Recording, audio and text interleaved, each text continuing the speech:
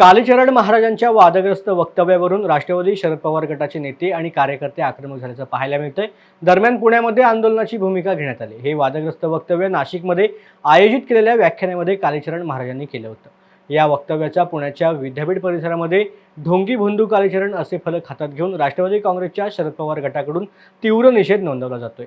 या वक्तव्याने महिलांचा अपमान झालाय, त्यामुळे कालीचरण महाराजांवरती कठोर कारवाई आणि गुन्हा दाखल करून रीतसर त्यांना अटक करा अशी मागणी शहर अध्यक्ष प्रशांत जगताप यांनी केली आहे। कालीचरणचं करायचं काय?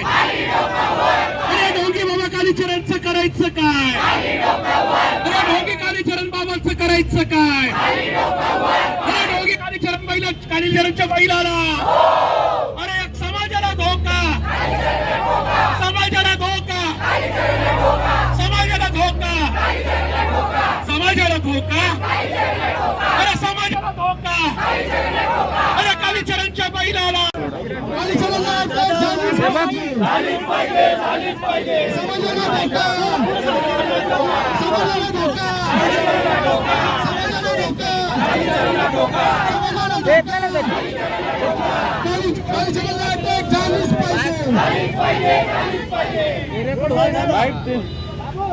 चार दिवसापूर्वी नाशिक या ठिकाणी झालेल्या एका सभेमध्ये ढोंगी बाबा, नालायक बाबा कालीचरण याने महिला खरेदी या उपमुख्य वस्तू आहेत त्यांचा अंतराप्रमाणे स्प्रेप्रमाणे वापर करा, त्यांचा उपभोग घ्या, अशा प्रकारचे एक घाणेरडं व्यक्तित्व करून महाराष्ट्राचा आणि देशाचा अपमान केलेला आहे। भाजप हा कालीचरणचा पाठीराखा आहे। हा भाजपचा ढोंगी बाबा आज आमच्या पुण्यातल्या, महाराष्ट्रातल्या, देशातल्या किंवा विश्वातल्या मुलींना आणि महिलांना उपभोगी वस्तू समजतोय। एक प्रकारे महिलांचा अनादर आहे, यांच्यावर झालेला हा अन्याय आहे आणि म्हणून या कालीचरणच्या विरोधात आज पुणे शहर राष्ट्रवादी काँग्रेस पार्टी शरदचंद्रजी पवार या पक्षाचे आंदोलन आलेलं आहे। आज त्याला जोडे मारण्याचं आंदोलन आहे। आम्ही पुणे शहर पोलिसांना कालीचरणवर गुन्हा दाखल करण्याची मागणी करतोय।